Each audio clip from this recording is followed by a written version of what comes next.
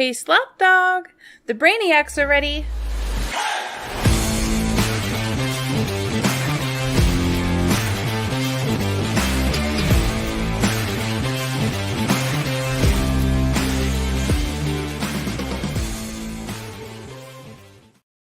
And ready the Brainiacs are. Welcome into Leather Brains, your host Slap Dog here, and do we have a fun-filled episode for everybody. As you know, the rookie draft has happened in the NFL, and of course we are going to be talking about that today, as well as the fantasy football implications for these players. We're going to be talking about the places we did like for landing spots, the places we did not like, and of course the implications, like I mentioned, for fantasy football. We were there at the draft. Leatherbrains team, we had some representatives there at the draft. It was a good time. We'll be talking about that as well. I am joined by my very good friend here today, Yeti. Yeti, you ready to talk some football, talk some rookies, NFL, draft, recap, my friend? Let's do it, man. Another year where I did not get drafted, but that's okay.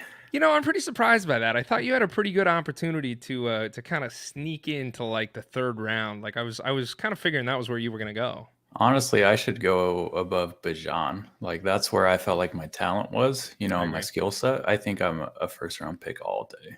I think you certainly probably top 5 pick, easy. Oh, I was going to say like 7 is fair. Bijan is fair. Top 5? Yeah. Like over Stroud and Richardson and those guys, you think? Actually, they probably have a better arm. Yeah, but that's about it. I think I like to think I'm probably taller than Bryce Young.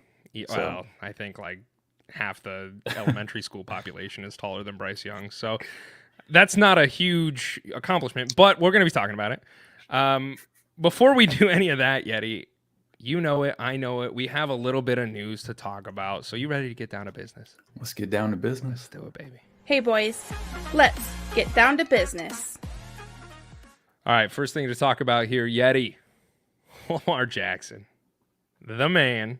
He finally, right before the draft started, Lamar Jackson was able to get a long-term deal done with the Ravens. It was a 5-year deal for $260 million. Your boy got paid. Not my boy, not your boy, but a boy. A young man, perhaps. A boy that we support here on the pod. See, I don't know. I don't even want to go as far as to say that because I've been very vocally talking shit on Lamar Jackson for quite a while now. Well, I mean, I'm always a big supporter of guys getting the bag. You know what I'm saying? Yeah. They're putting their bodies on the lines every week for our entertainment. So you want to go get 260 mil, you go for it. Now that I agree with you there. Like I'm happy he got paid because anytime anybody gets a shit ton of money, I'm pro that. Except like Jeff Bezos or somebody like that, like Elon Musk. Like I'm like, all right, fuck those guys. But Lamar got paid. I think I was reading reports. I think he's one of the top paid quarterbacks, if not the top paid. Yeah, it should be the highest paid. Yeah, like that to me is a little crazy. And I'm curious as to your thought. Like, do you think that was a good deal? Like, do you think this was a fair? I don't think he's a top quarterback in the NFL, and I don't think he deserves to be paid like one. I think he deserved to get paid. But do you think this was a good deal for the Ravens? I mean, unfortunately, I think Baltimore was kind of handcuffed by the situation because who else were they going to get at quarterback this season? They weren't really interested in drafting any of the quarterbacks. I didn't read any interviews with some of the top quarterbacks, and they didn't really have the draft capital to do that either. And if you look at this offense, it is built for Lamar Jackson. If Lamar Jackson is not in this offense, then you have Snoop Huntley running the show, which he wasn't he was a Pro Bowler, right? But so I'll put a little respect on his name, but he is not the same person as Lamar Jackson. When Lamar Jackson is healthy, he is one of the most exciting players to watch. I know there's questions about his arm talent and everything, but I think with Lamar, it boils down to staying healthy and having a consistent offense. Now, the front office really didn't do Lamar any favors over his first 4 or 5 seasons, just because they traded away some of his guys, and they really haven't reloaded the wide receiver room until this year. So I think, you can say what you want about the money, but unfortunately, unfortunately, that's where the market is right now with quarterbacks nowadays. And they are starting to shore up their wide receiver room a little bit in the offseason. So I'm excited to see what they do. You think this sets the precedence for some of these upcoming contracts? I mean, we got Joey B, who still needs to get paid. Herbert also is one of those guys who are coming up as far as about to get paid. Like, do you think that kind of sets a precedence for them as far as they could break this financial record here? Easily. Yeah. I think those guys are going to see more guaranteed money up front. I think Lamar got like 180 million guaranteed is what I believe. Somewhere around there is what he got. I could see Joey B getting probably like 200 mil guaranteed just because he hasn't missed as much time, knock on wood, and he's more of that pocket passer, whereas Lamar, he's more of that scrambler and uses his legs, obviously. I could see the same for Justin Herbert as well. What do you do with that money? Like, what you're making $200 million or $180 million guaranteed. What do you do with that?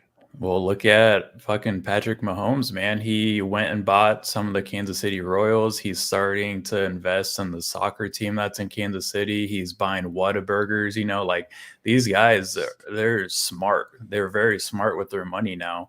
And you are right. Like if I was given $180 million guaranteed, I don't know what I would do, but that's so much. That's why you have a financial advisor.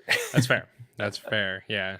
I would be like, I'm going to buy a pool and I'm going to fill it with Sour Patch Kids just to see what happens. And that's buy a couple cool cars, go drive fast for a little bit and then give that up. Yeah. Like that would be so much fun.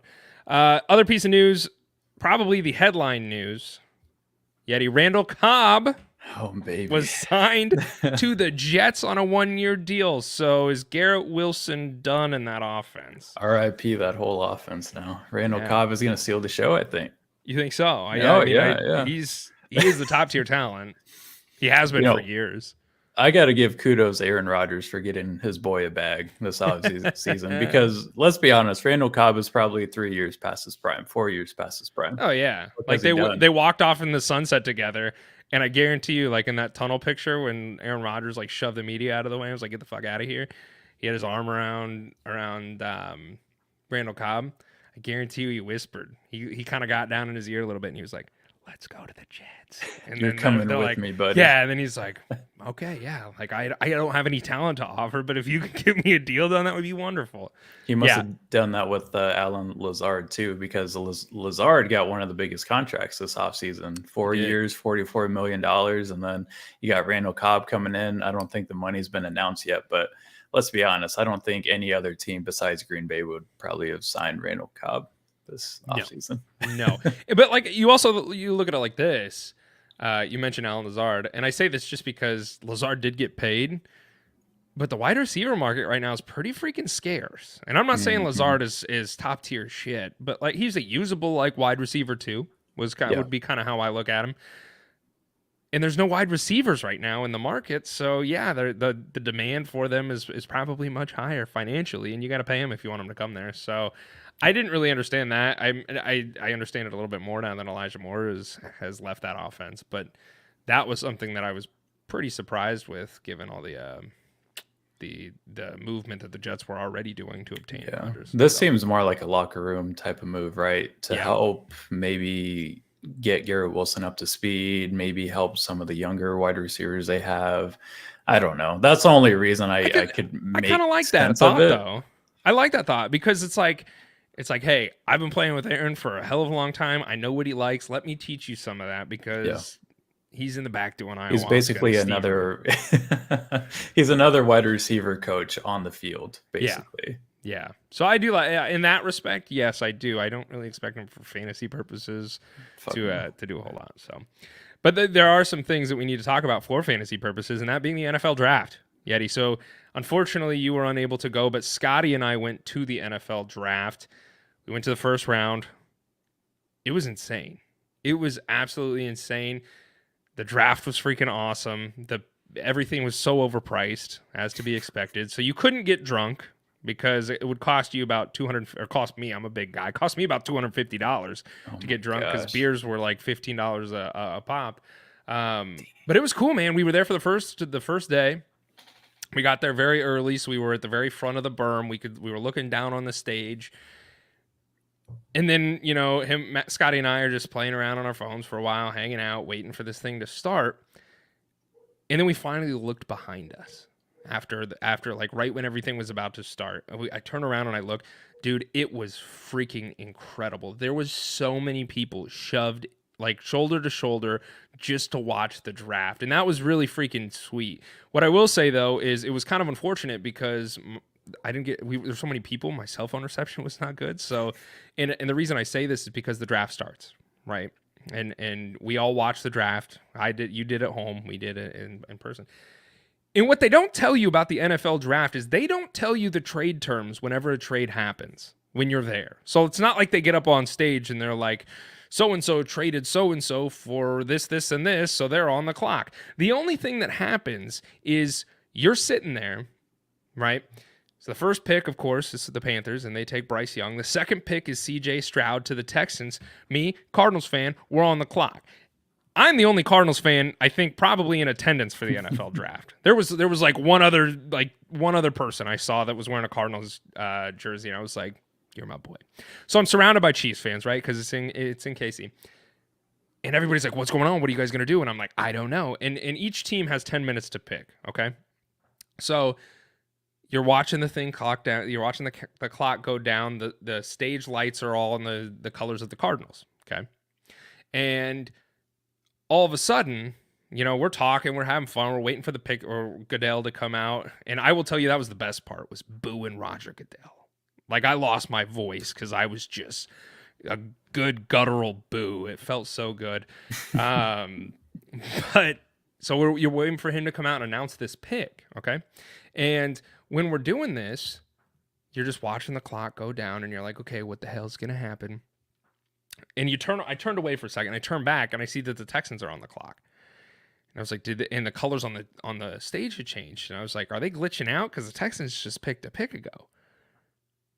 And then everybody's like, you can hear thousands of people, just kind of like a low murmur of like, what's going on? Like, is this a technical glitch or whatever?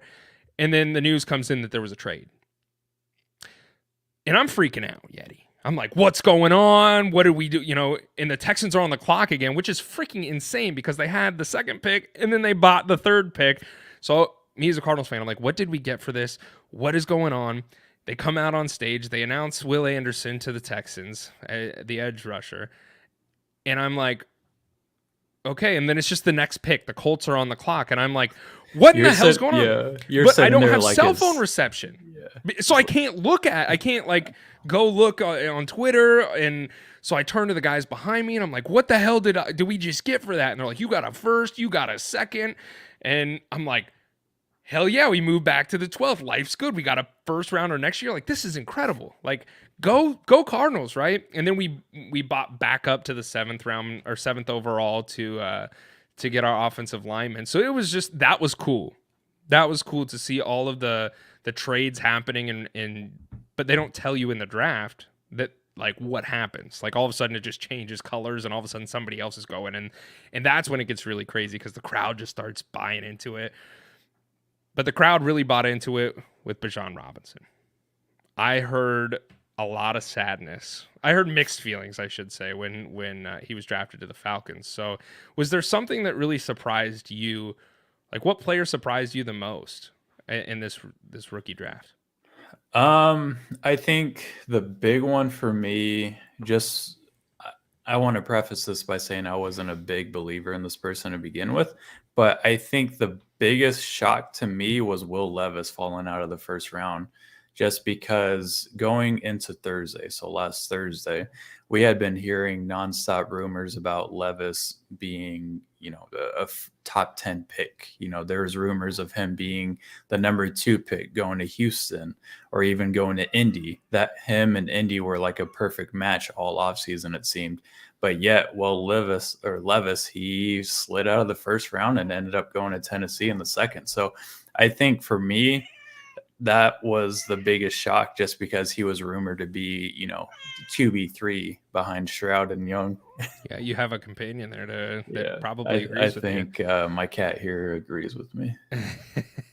Yeah, that was one, and you kind of felt bad for the guy a little bit because he he went to the draft. Like he said, I will go to the draft if I feel like I'm going to be in the first round. Like if I'm going to be a first round pick, I will go. So he went, and then he didn't make it. He fell to the first pick in the second round of the Titans. So like that was kind of, you feel for him in that regard. I don't have a lot of faith in him. He's got a great arm, but that's really about it. Like as far as like a raw talent is concerned, he's got a cannon for an arm, but there's a lot of concerns there for me. So in the Titans, there's a lot of problems with the Titans. There's a ton of problem with the Titans. So I wasn't really excited about that.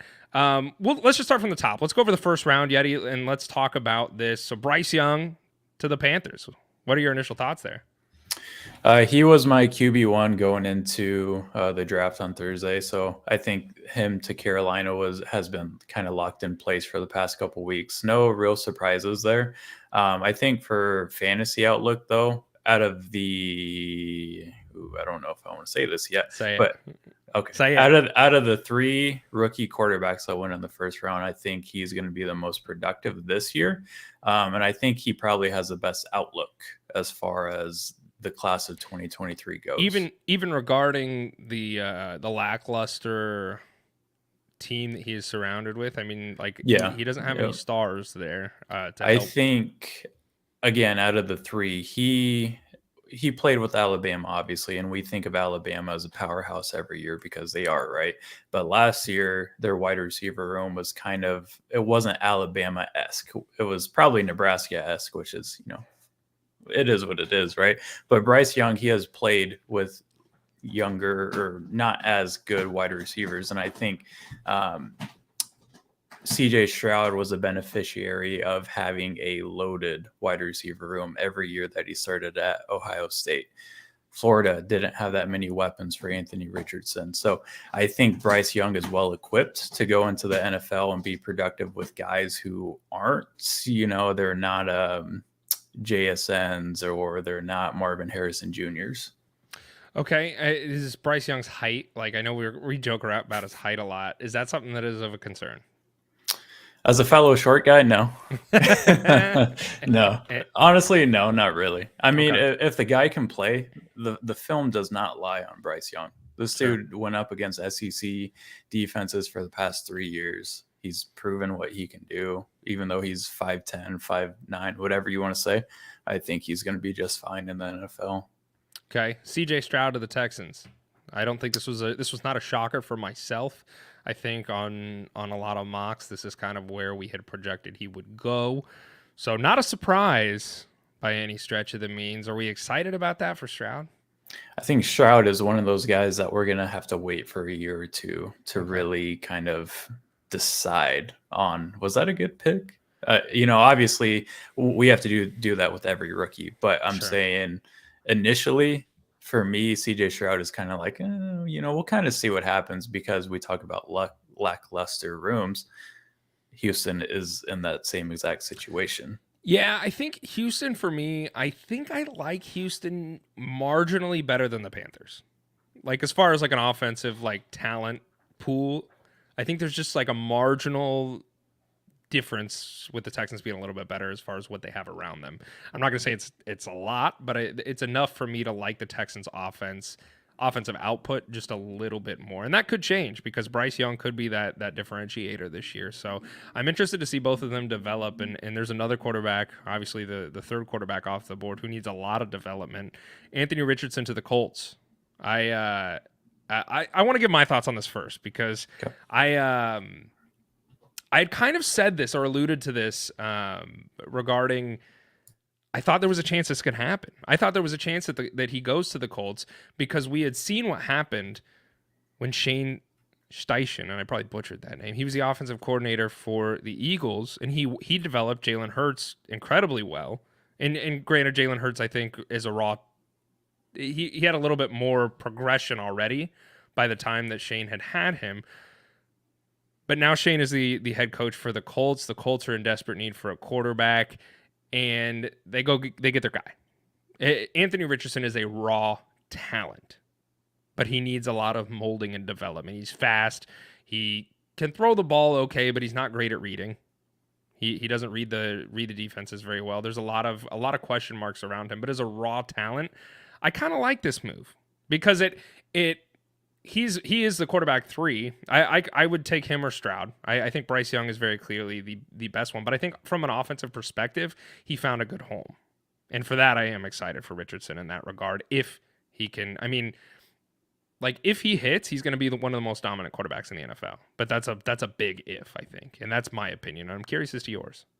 I think with Richardson, the question was always going to be his landing spot, because if he would have went to a situation like Carolina or the Panthers where he was going to be the day one starter, the offense really isn't a run first type of offense, that those 2 landing spots wouldn't be appealing at all. But the fact that he's going to Indy with the offensive coordinator, like you said, who has worked with Jalen Hurts and has kind of helped develop Jalen Hurts, I think is a big boost to Anthony Richardson's stock. Obviously, they have a little more weapons to use in Indianapolis with Michael Pittman Jr. and JT, so that helps a young quarterback develop. But I also think Richardson's in a situation where he doesn't have to play right away because Gardner Minshew is there, and he's not an elite quarterback by any means, but he is at least familiar with Steichen's offense. He can run it for a few games and let Richardson develop, which I think is going to be crucial to Richardson's career. Do you think like him sitting down or like if he were to sit at least for half the season, you think that actually would behoove him? I think so, because what if he starts day one and he has a terrible first 6 weeks? Let's say he has like 6 passing touchdowns and 10 picks, and he just looks awful. Like, people are going to be like, oh, he's a bust, they shouldn't have taken him. And then you have to start worrying about outside noise with a rookie quarterback, and that's the last thing you want to do. Yeah, it is kind of funny. I was looking this up the other day. I was like, so I know Gardner Minshew was there, and I love Minshew Mania. He came down. He was with Shane Steichen with the Eagles, and I was like, what other quarterbacks are there besides him and Richardson? It's Nick Foles.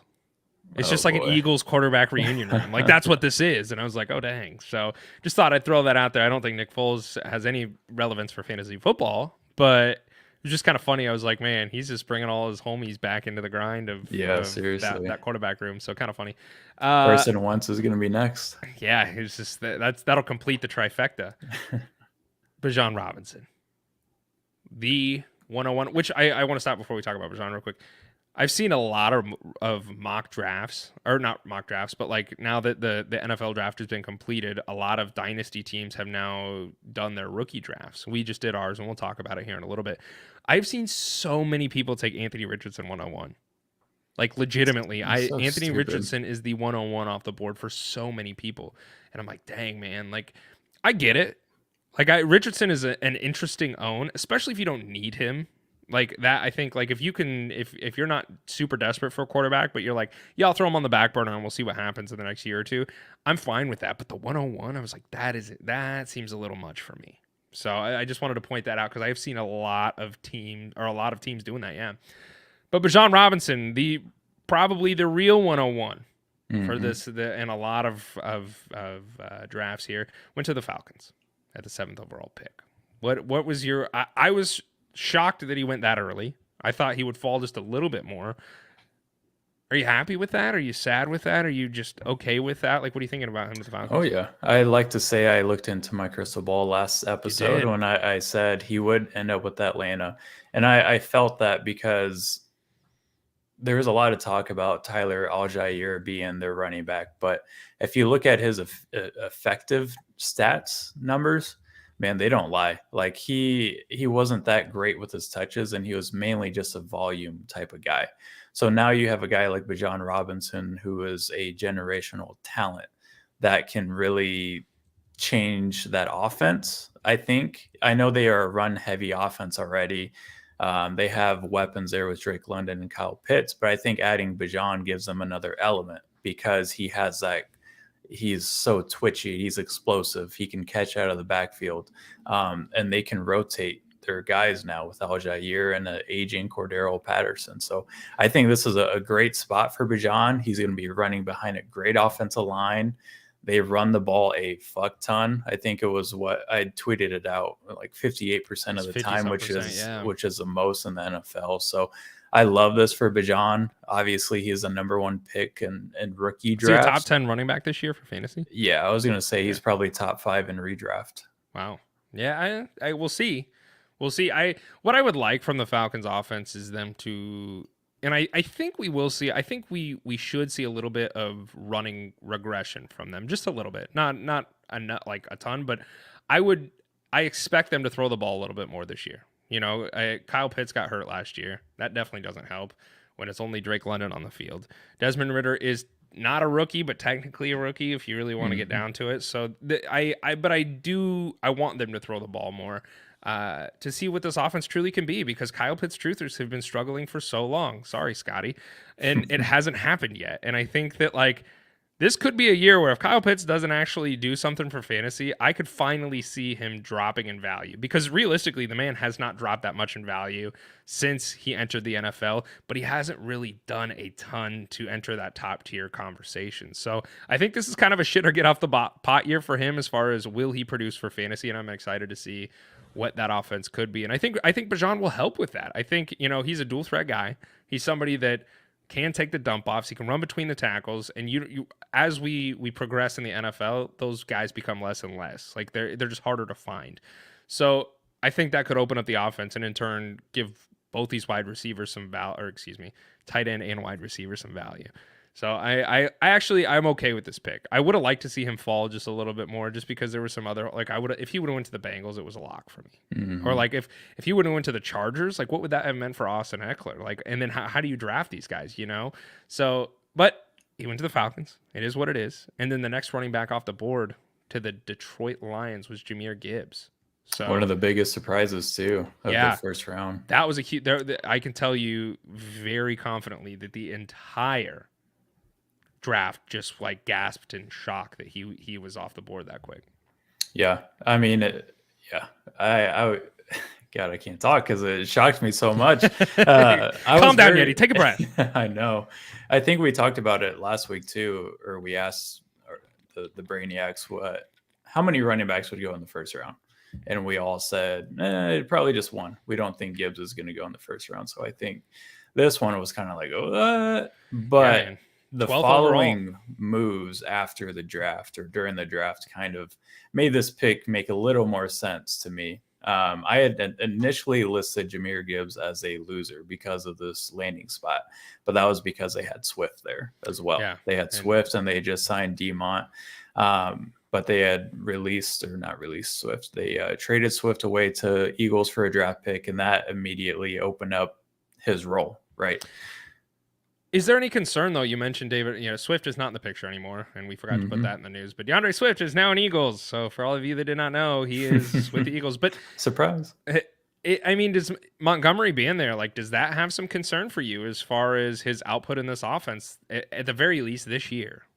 A little bit, but if you look at this offense again last year, they used 3 running backs quite a bit. It wasn't just Jamal Williams and DeAndre Swift, but they also tried to get Justin Jackson involved. Yeah. I'm not saying Justin Jackson is good, but he was getting volume in this offense. So I think now that it should be a 2-man show, in my opinion with Demont and Jahmyr Gibbs, just because that is the way the NFL is. There's not a cowbell running back anymore. And I think Gibbs is going to complement this offense perfectly, especially with Jared Goff running the show. Jared Goff is a guy that has a low ADOT every year, and that benefits guys like Jahmyr Gibbs and the tight end. You look at Gibbs kind of like Jamal Williams last year. I look at him more of DeAndre Swift, honestly. Well, I hope he's on the field more and he's not. Yeah, fuck yeah. And it's crazy because, Swift, he missed a lot of time last year, but he was a running back 20 in PPR last year. So that's weird to think about. The whole season, like if you average out his points per game and he played the full season, he would have been a top 15 running back in PPR leagues. So that's the kind of area we're seeing Jahmyr Gibbs fall in right now. Yeah, top 15. Yeah, I'm interested to see in a redraft format kind of where he gets picked at, because I think you could argue either way. Like I think Montgomery and him will be a lot closer than people realize as far as like running backs off the board, because I think it could end up being like a decent split between them. I think I'd rather have Gibbs just for youth, but once again, that's redraft, and so you don't take age into account as much as you would for others. Seattle. Oh, Let's talk about Seattle, because I'm really pissed off at Seattle. They really fucked everything up in this draft. Jackson Smith-Njigba, the unquestioned wide receiver 1 going into this draft. Everybody had him as the wide receiver 1. He goes to Seattle, which is now kind of makes things murky, in my opinion. I think it definitely swayed me away from drafting him in our rookie dynasty draft, just because of all of the mouths to feed in that offense. I'm not going to say JSN is not a talented wide receiver, because I very clearly think he is, and I think he will be very impactful in the NFL. But I'm playing fantasy football, baby, and I'm trying to win. And when you have DK Metcalf, who will draw heads on a defense, yeah, you could argue that opens up the offense for JSN, but Tyler Lockett's still in play. And then let's not forget Kenneth Walker as well. And Geno Smith isn't afraid to run the ball. So you add all these elements in, and I just think it makes it more difficult for him to find a consistent. I think he'll have spike weeks for sure, but I think it makes it much more consistent to count on him in a short-term basis. So what are your thoughts? I was shocked when he went to the Seahawks, and I'm curious as to how you felt. Yeah, JSN, he is the most talented wide receiver in this class, very clearly, but the landing spot is less than ideal for him, especially this year. Tyler Lockett, he is 31 years old. So his leash or his years are kind of dwindling very quickly. Yep. And I would be shocked if he was in the NFL after this year, to be honest with you, because he's teased retirement. I think that was a couple years ago now that he talked about walking away. So I think while he's at least in the league for this year, JSN's value is going to be down. But for his dynasty outlook, I think you get past this year, and I think he could very well be a top 20 wide receiver. Yeah, I was pretty sad. Like I said, I'm all about opportunity, and that's why he fell for me, because I had the opportunity. And we'll talk about the draft here that we had at the very end, and just who went from 1 to 10, so the first round picks, and kind of what happened, because now I feel the need to defend myself because somebody tweeted on the Leatherbrains account about it. But yeah, I was pretty sad about that. And the next person we're going to talk about, I was actually really, really happy that he ended up there. And that would be Quentin Johnson to the Chargers. He was the next wide receiver off the board. I like this, Yeti. And Quentin Johnson became my wide receiver 1 due to his landing spot, just because there's opportunity there. And it might not happen right away, but let's look at the wide receivers real quick for the Chargers. You got Mike Williams, who's old, and Keenan Allen, who's even older, and they both struggle to stay healthy, meaning that Joshua Palmer, and I know a lot of you are saying, who the fuck is Joshua Palmer? He is a wide receiver, and he played for the Chargers last year, and he was probably one of the most consistent wide receivers, because every other week Mike Williams or Keenan Allen was hurt. So Josh Palmer was a plug-and-play wide receiver too. Quentin Johnson fills this role incredibly well, and he's tied to a quarterback that he is going to have until his rookie contract's up, right? Because Justin Herbert isn't going anywhere. The Chargers are going to pay him. He's going to stay there, and he's going to play there. And I'd like Quentin Johnson there. And that's another reason JSN kind of scares me, or did scare me, is because Geno's not going to be around a whole lot longer. And then what happens? He's going to get a rookie contract or a rookie quarterback. Does he stick around in Seattle? Like there's a lot of variables involved. And one that I didn't want to take a chance on, or that I didn't think would get screwed up, was Quentin Johnson. So I was pretty excited for that. Do you think this year he's going to be the best rookie wide receiver? I don't think so. No, I truthfully, I don't. But I think he has the opportunity to find himself a really solid role in that offense for years to come. I will say this. I think he could have an opportunity to do that this year if one of those two mentioned wide receivers struggles to stay healthy, which I'm thinking between the two of them, one of them's probably going to be injured somewhat soon, just because they've done it before. And we don't root for injuries here, but I think that's really what it banks on, because right now he is the wide receiver 3, but I think that very quickly he could end up being the top wide receiver in this offense. if they don't do anything else, which I think they're going to ride with their guys for right now. So, no, I don't. I have who I think is going to be the top wide receiver this year for the rookies, and it is not Quentin Johnson. Well, what about this next guy we're going to talk about? It is. This is the guy I think could be arguably the wide receiver one out of all the rookies this year, Zay Flowers to the Ravens. So, like we talked about at the very beginning, Lamar Jackson signed a long-term deal with the Ravens right before this draft started. So that news broke, and then they're like, all right, let's help him out. So they went and got Zay Flowers. Zay Flowers, to me, I was not he was probably the wide receiver I was most unexcited about. If I don't know if that's the right way to word that, but I truthfully, Zay Flowers was kind of one of the guys where I was like, nah, like I don't think he's terrible, but he reminds me of kind of a speedy, smaller slot receiver guy. He's not that big-bodied wideout. And I was like, man, I'm not super excited for Zay Flowers. But really, when you think about it, him to the Ravens is actually a pretty good move because they need wide receiver help, right? So they signed OBJ. OBJ had a little bit he's kind of more of that outside-bodied guy. So I'm fine with it. He can kind of a dual role-esque. But then you have Mark Andrews, and that's really what I'm excited for. And I think Mark Andrews is somebody that is going to benefit from Zay Flowers, and I think they coincide with each other in a very, very beneficial way because Mark Andrews is a wide receiver. He just lines up. Sometimes he actually lines up at wide receivers, so nothing too crazy. But I think that he will benefit from this as well as Zay Flowers. He is kind of, like I said, that speedy guy. So you're coming back. Welcome back, Yeti. We missed you. I was talking about Zay Flowers. I mean, what do you think about him? Yeah, I think you were alluding to Zay Flowers potentially being the wide receiver one in this rookie class, and I tend to agree with you. You look at the wide receivers they have in Baltimore right now. They got OBJ, which I personally think is washed up. Sorry if you already said this, I was away. But I don't think OBJ is going to finish the season with being healthy.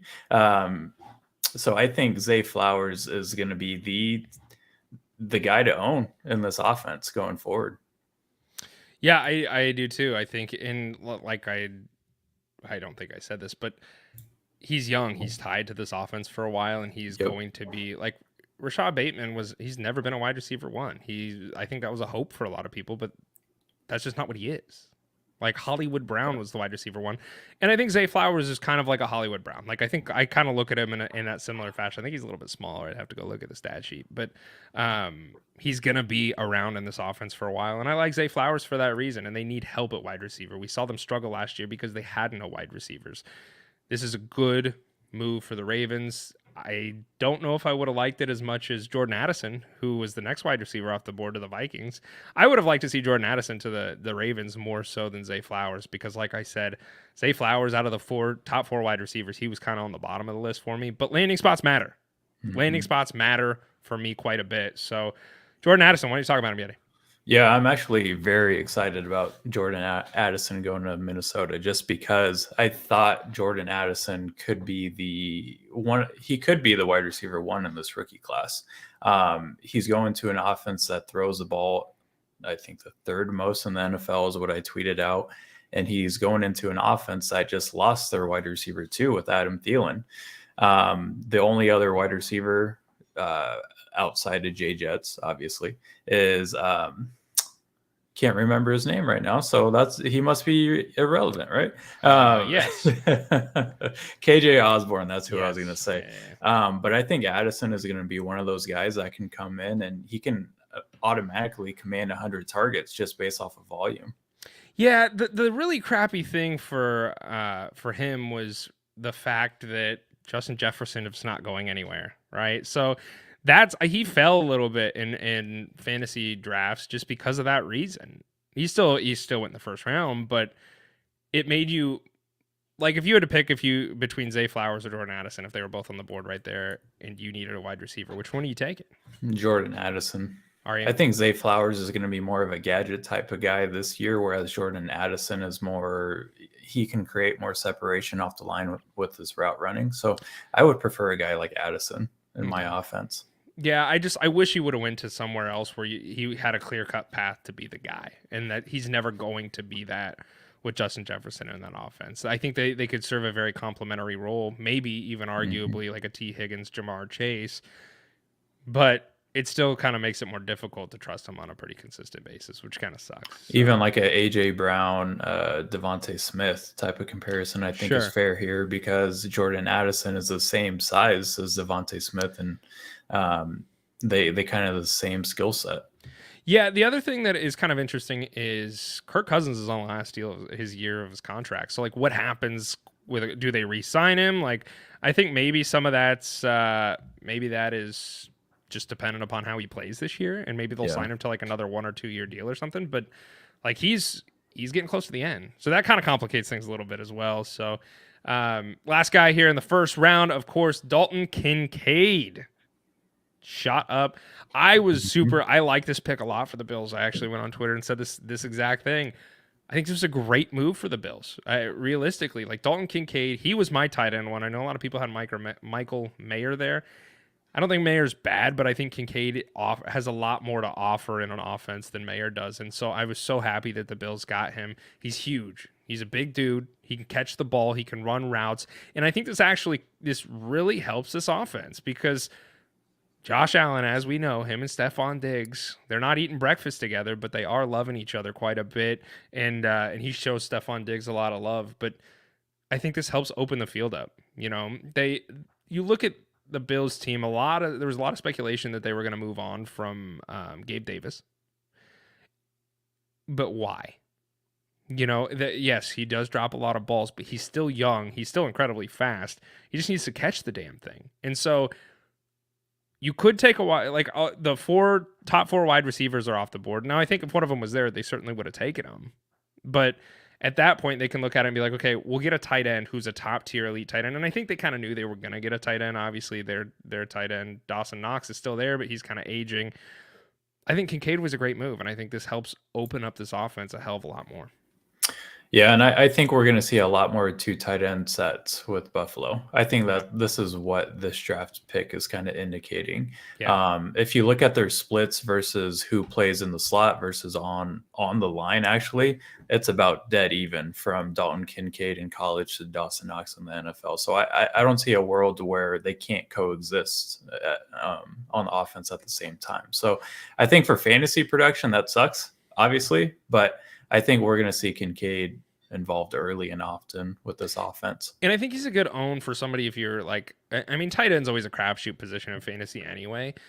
For a rookie draft to grab him and just another one of those like what if guys, kind of like Kyle Pitts. Like you just you have him when you drafted him.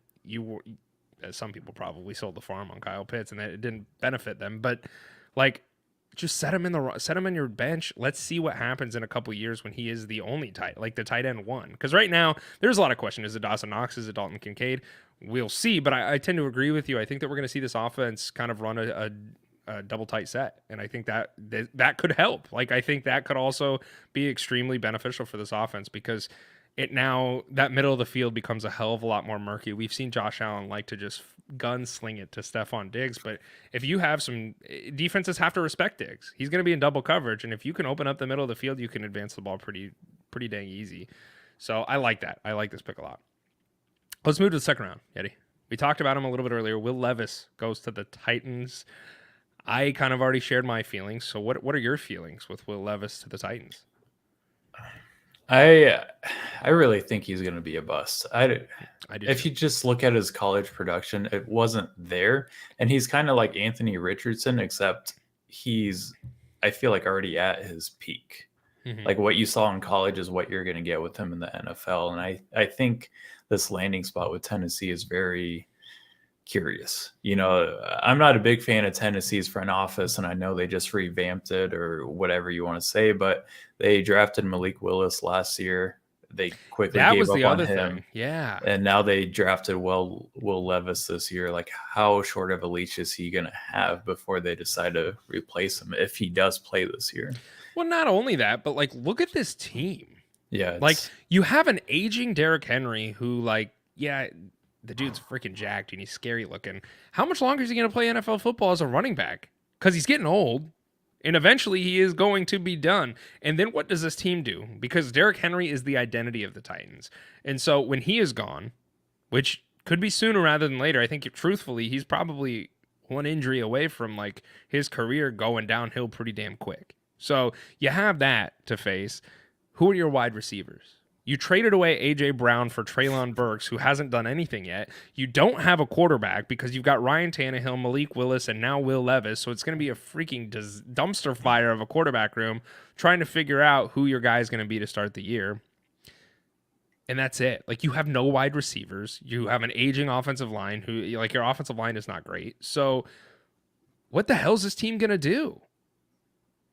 If you're going to do what, Malik Willis was, what, a third-round pick last year, I want to say? Yep. And then you use another second-round pick on another quarterback? Like, not a good look for the Titans. But and I don't know how he does it, but Mike Vrabel, I have a lot of respect for him, still finds a way to freaking get it done and still go positive every single year. And I don't know how long that's going to last, though. I don't either. And I don't think it's Mike Vrabel's I think the winning is Mike Vrabel's fault, but I don't think, like, the poor team management, I don't want to say it's him. I don't know. It's not like I'm like in the Titans. Oh shit! You don't have their phone numbers? Not the Titans. No, I do have some other ones, but not them. But I don't understand. Like, what are you doing? Like, what are you doing as an organization? Because not only are you like, the Titans aren't contenders by any stretch of the means, but you're not even like, if I was a Titans fan, you're not even doing anything to tell me that like we're going to rebuild or we're going to do something. It's like, yeah, we'll figure it out. Like, we'll just draft this guy because we like him. His girlfriend's hot, so we'll take him. Like, that's what it is. So I don't like this Levis pick either. I think it was. I haven't liked Levis. Like you said, I think he's going to be a bust for fantasy purposes. He fell into the third round in our rookie draft, and honestly, like I had so many opportunities to take him, and I'm like, I don't want him because I don't think he's going to pan out. And even if he does become the starter, as I mentioned, who do you have to throw to? Because Treylon Burks is not A.J. Brown. So, yeah, pretty disappointed. Yeti, you're a Raiders fan. You traded Darren Waller this offseason. Mm-hmm. And you replenished the tight end position with Michael Mayer. What are you thinking about that as a Raiders homer? I love it, man. I think Mayer could have been the first tight end off the board before Kincaid this season. I know there's a lot of back and forth between Mayer and Kincaid, which I think that's rightfully so, right? Mayer was a very productive college tight end, big body guy, and I've seen some comparisons to baby Gronk. So that excites me. That excites me a lot, especially in an offense with Jimmy G running the show. Jimmy G doesn't excite me, but if we're talking about offensive schemes, like Jimmy G is the tight end master. That dude fucking loves his tight ends, and I think Michael Mayer's walking into a position where, like you said, Darren Waller's gone. That's going to open up some targets in this offense, and Mayer's going to be a big beneficiary of having Jimmy G in an open tight end room. Top 10 for 10? Tight ends. Yeah. It's always a crapshoot. Like, fantasy analysts are like, "Oh, this tight end's going to be like a top 5 tight." It's like, no, dude, he could crack it. I don't want to say top 10. I think he could crack it. I think he could. He has a chance. Okay. Yeah, I will say that too. If he gets the red zone targets, he'll be top 10. But that remains to be seen still in this offense. Yeah, I like this pick for the Raiders. I really do. Like you for everything that you just mentioned. I think that this makes sense for them. There's a lot of good tight ends in this draft, though. Like when I look at this draft, I'm like, dude, there's some this is a very tight end heavy draft with a lot of good talent at that position, which I feel like is not normal every year. So I was super excited for him. Like I mentioned earlier, he was a lot of people had him as the tight end 1 off the board. I liked Kincaid more. They went in tandem at 1-2, so you could go either way. But I think this is good for the Raiders. So Carolina comes back in. They get some help for young Bryce Young with Jonathan Mingo. Yeah, do you think he is going to be relevant this season? I think he could be. And the reason I say that is because there is nobody on that damn team to throw to. I took Mingo at the 201 in our fantasy draft. I liked him because of the opportunity that he has. Because Carolina does not have a lot of pass catchers. I think like Laviska Shenault and I can't remember the other. Who is it? DJ Shark? I think DJ Shark's there now. Yeah, he is. Adam Thielen too. Yeah, Adam Thielen and DJ Shark are the two.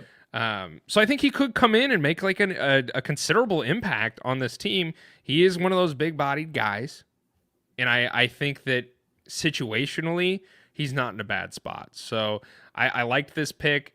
They needed wide receiver help, and they went and got Jonathan Mingo, who I really hadn't really done a whole lot of research on or studied up on beforehand. There was some other wide receivers that I had, like Jalen Hyatt, like, and this guy went before a lot of them, which tells me like they saw something in him that they liked to take him as early as they did.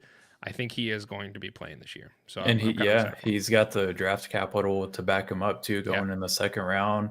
He's going to be attached to Bryce Young for the next 4 to 5 years. So I think you have to be excited about that. Yeah, for sure.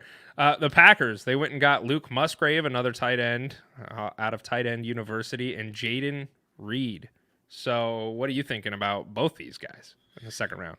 I think Jaden Reed, he's going to be one of those sleeper wide receivers that we're going to have to pay attention to this year, because you look at this Packers wide receiver room, they have Christian Watson and Romeo Dubs. You think he beats out That's it. Dubs?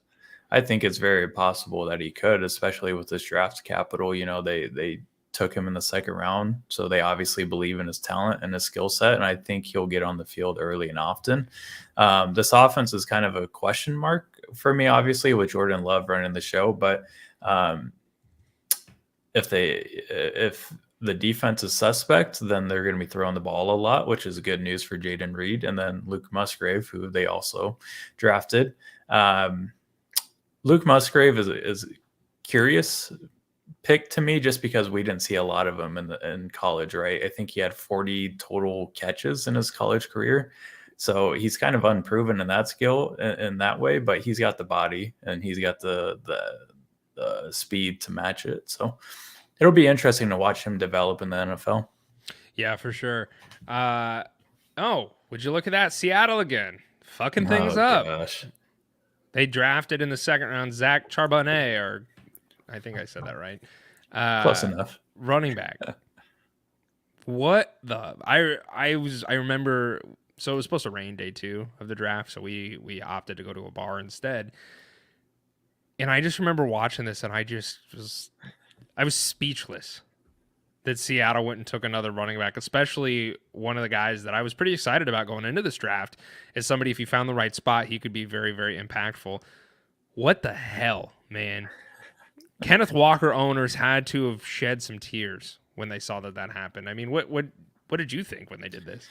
Yeah, as a Ken Walker owner, I was very disappointed with this draft pick, man. I think it's obviously still Ken Walker's backfield to lose, but to invest a second round pick after drafting Walker in the second round last year it's a very Pete Carroll move, right? They need help on the offensive line, and they avoided that by going and get a running back.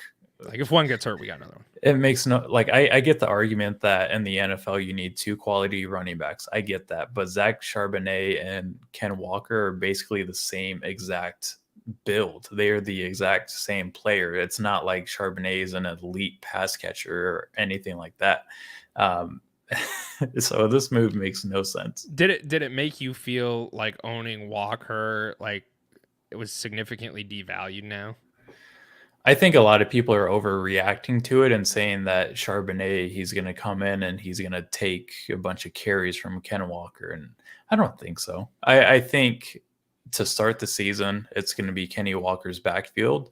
And if he just looks terrible out there, then okay. I could see Charbonnet carrying or getting 10, 12 touches of backfield and creating a very lackluster fantasy backfield, but I think it's Kenny Walker's show, and Charbonnet is going to come in to spell him every once in a while. But as far as value goes, yes, his value is down right now, but I would hold if I was an owner. Okay.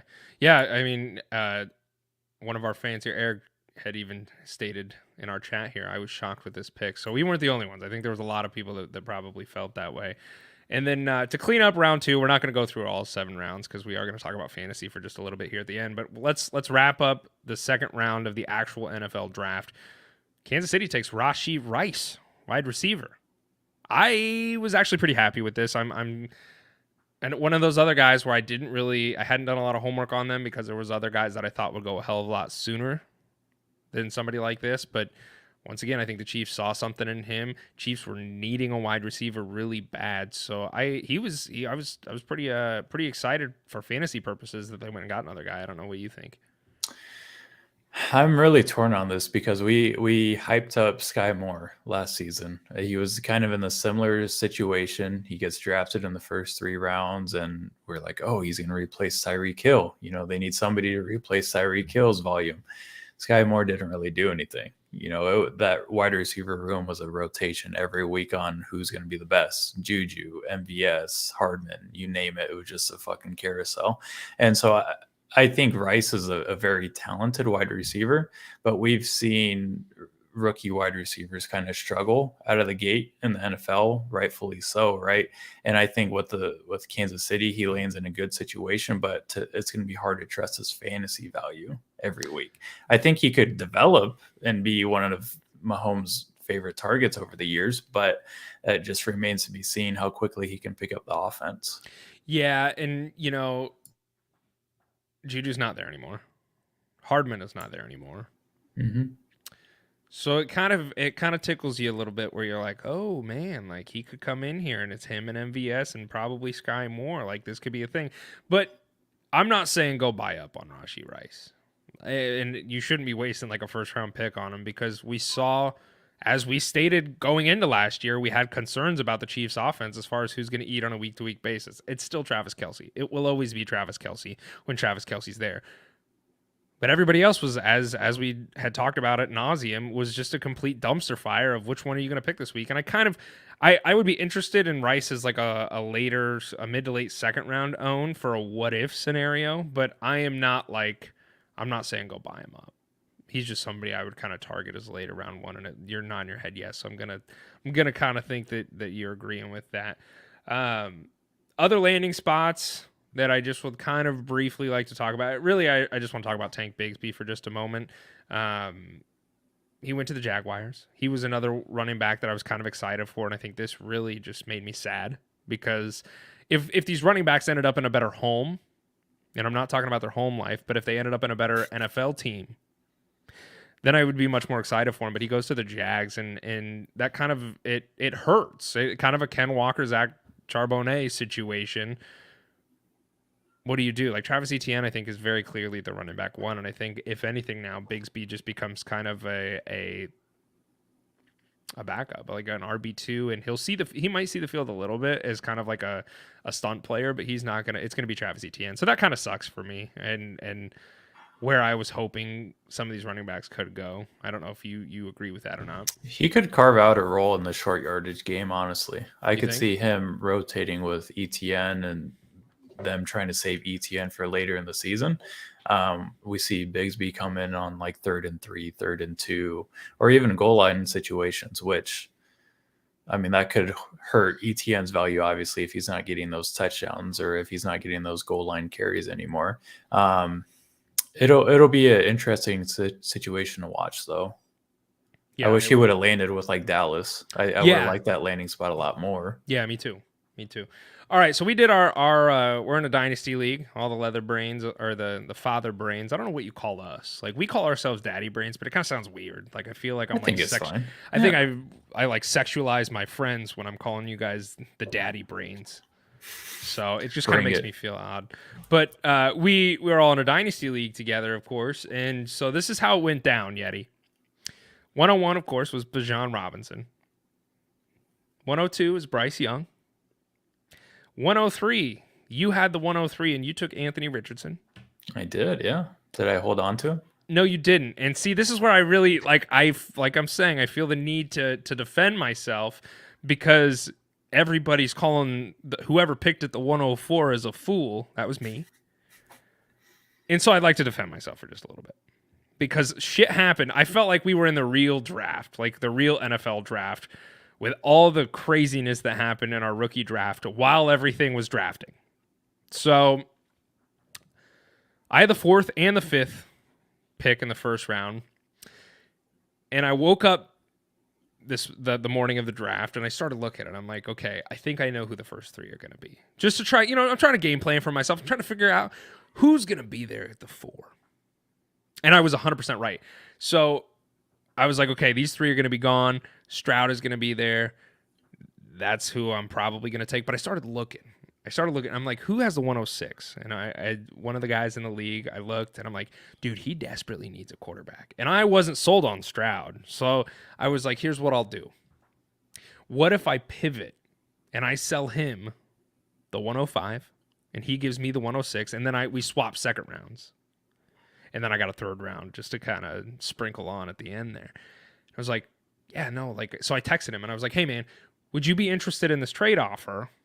I think Stroud, and I texted him this before the draft even started. I said, would you be interested in this trade offer? I think Stroud might be around there if this would tickle your fancy. And he said, well, let's see what happens.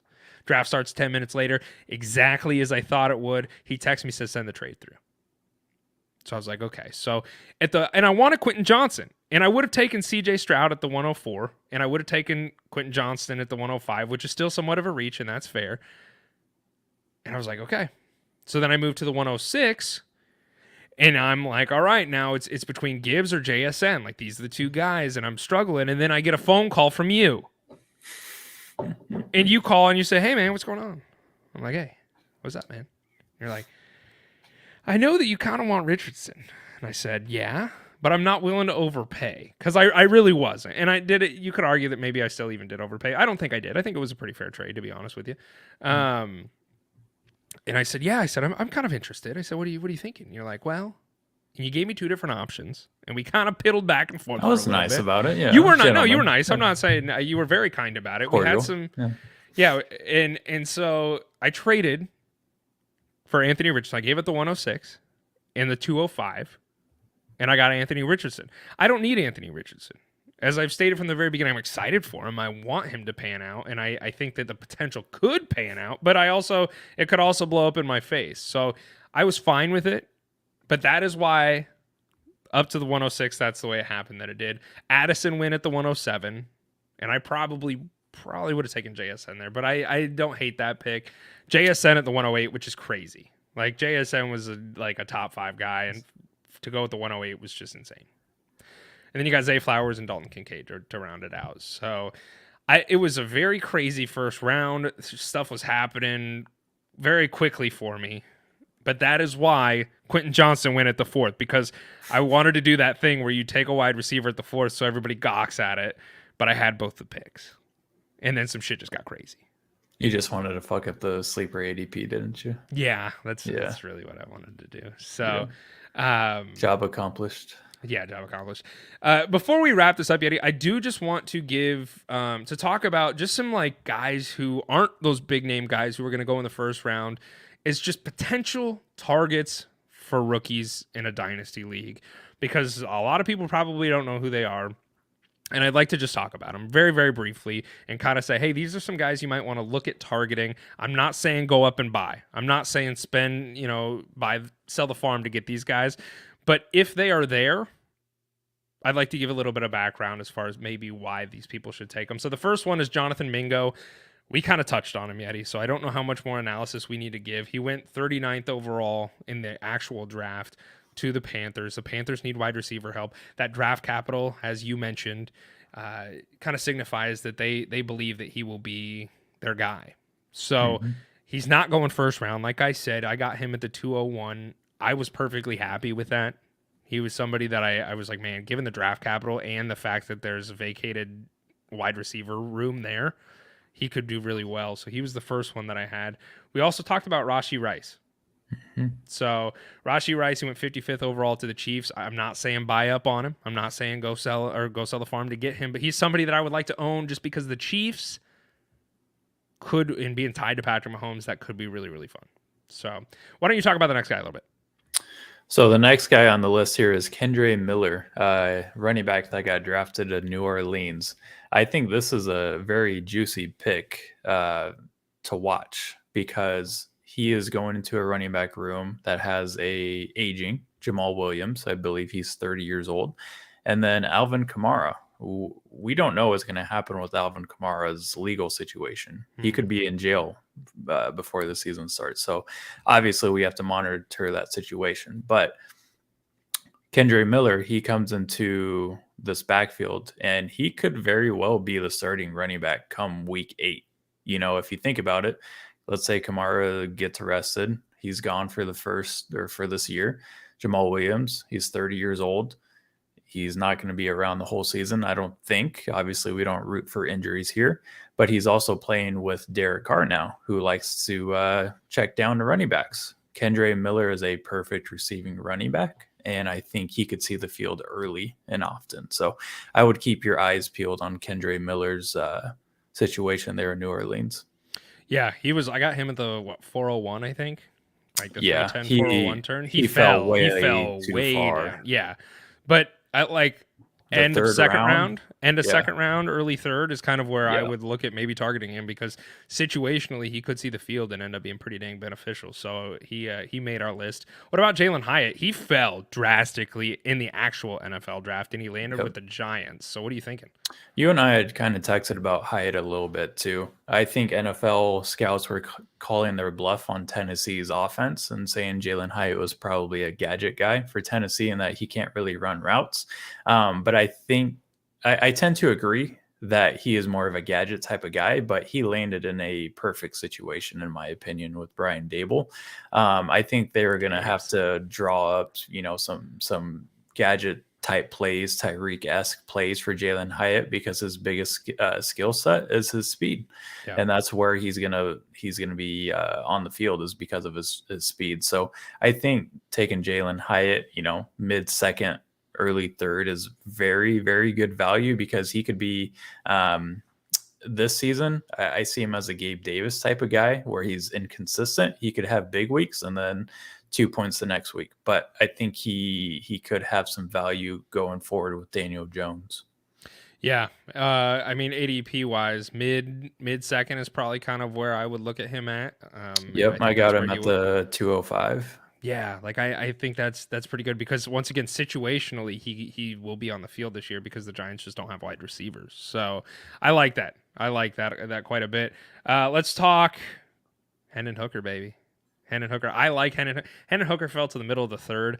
If you're in a super flex league and he is there, I would 100% be grabbing him. He was drafted at the 68th overall by the Lions, so they used a second round pick on this guy. And a lot of NFL scouts were actually kind of, if Hendon Hooker hadn't torn his ACL, he could have snuck up into like a late first round pick for a lot of teams. So he's coming back from injury. He is a little bit older. He's 25, so for a rookie quarterback, that is a little bit older. But very clearly, the Lions see something in him that they want to give a shot. So if he's sitting there in the third round pick, and you can get a potentially starting quarterback next year, because Jared Goff is, I think this move really signifies for them that Jared Goff is not their long term solution, which is the correct move for them. Then Hendon Hooker could be a really, really fun own. So I would definitely be looking to grab him like at a mid or maybe even early third, just depending upon what's still available. I kind of like that. So Sam Spot Laporta, you like Sam Laporta? Yeah. Yeah, man. I think that this is another situation where the tight end room is wide open for Detroit. They obviously traded TJ Hawkinson last year. They're not going to have Jameson Williams to start the season at least, so that opens up some target share in that offense. Jared Goff is the under 10-yard throw king, I would say, so that's obviously going to benefit a tight end like Sam Laporta, and I think he could have pretty good value. Obviously, I'm not saying top 10, but he could be one of those weekly plays that you put in your roster every once in a while. So I'd keep your eyes peeled for him. Probably, where did he go in our drafts? Like third round? He went late third, which I thought was a great value for him. Yeah, I think that's amazing value. So I would say third. Late second even. I would be content with like if, and this is all situational depending upon where people get drafted and everything, but like a late second, I wouldn't hate that because I think the guy has a lot of potential, and like you said, the tight end room is wide open. They traded away TJ Hawkinson to the Vikings, so if he can get any value, like Hawkinson's a top tier own for me. right now, especially with the Vikings. But if he can even get some of the production that Hawkinson had, that's still a good tight end to own. So I like Sam Laporta quite a bit. Jaden Reed, Packers, 50th overall in the actual draft. He was somebody that we kind of covered a little bit earlier. You kind of gave your analysis on that, but I think that he is another guy that's falling quite a bit, even in fantasy football in the rookie draft. He's fallen quite a bit. I mean, you like Jalen Reed or Jaden Reed as an own then? I do, and I think his path to being fantasy relevant is pretty clear. You have Christian Watson, and that's about it. Yeah.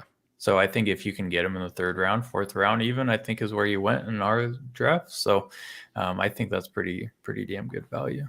Yeah. This last guy, and then we'll get the hell out of here, Yeti. This guy didn't even get drafted. He was he got drafted in the NFL draft. He did not get drafted in our rookie dynasty draft. His name is Michael Wilson. And I know a lot of people are saying, who in the hell is Michael Wilson? Michael Wilson was drafted to the Cardinals with the 94th overall pick. So he's kind of a later 3rd round guy. Or is that early? I don't know. Math is hard. But the reason I say this is I don't think he's going to be a superstar by any stretch of the means. But I bring this up because he's probably sitting on rosters. And if you're just kind of looking for somebody to grab to just fill a role on your bench, he would be somebody I would do that with. And the reason being is because DeAndre Hopkins could be gone in Arizona. And DeAndre Hopkins had come out and said, I'm not leaving, I'm not going anywhere. He posted a video of him working out in Arizona. But what happens when the Cardinals start to lose this year, which is probably inevitable? Kyler Murray is hurt. He's not going to be back for at least a good portion of the year. And then they start fielding trade offers for D-Hop. Somebody has to go in there and catch the ball. Hollywood Brown, very obviously, would then become the wide receiver 1. And then you kind of have a question mark as to who the wide receiver 2 would be. So, and I'm not saying it's going to be him, but I'm saying he could probably make an argument to see the field. So he's somebody that's just chilling on waivers. If you got the bench depth to do it, Michael Wilson is his name-o. And I would suggest grabbing him if you could. I'm not saying spend anything crazy for him, but that was my thought. I don't know if you agree with that. I like it, man. It seems like he has a clear path. We'll see. Hopefully, like I've said before, if you love something, set it free. I love DeAndre Hopkins. He's a Cardinal, but I want to set him free because I know we're not going to do well, but I'd like to kind of just, and the Cardinals, man, I loved our draft. We just it was like we watched Draft Day for the movie for the first time, like the front office did, and they're like, let's try this. And it worked out kind of well. I was like, this is kind of cool. They got a bunch of picks for next year to kind of help build around the team, which I kind of like. So it's, I don't want to call it a hard rebuild, but it could end up being a medium-sized rebuild is what I'll say. Head coach is still a goof, but at least we got Michael Scott as a head coach, so our trajectory is not great. Yeah. But we'll see what happens. All right, Yeti. Is there anything else we need to talk about, or you want to get the hell out of here? We're good, man. We're Gucci? We're good. All right, baby. Well, it's been a pleasure. I've loved talking with you. We're going to do it again probably next week, as we always do. Same time. Same time. Last thing, if you're watching us on the video, check out that cool banner that some really cool, handsome devil got for my birthday. So I appreciate that. It's a Leather Brains banner hanging up behind me. It's pretty freaking awesome. So appreciate that, man. Thank you. One day when we have our studio for Riz, we'll can get put it in the background. Big banner. Hell yeah. Yeah, man. Hell yeah. All right, brother. Let's get out of here. All right. We are out.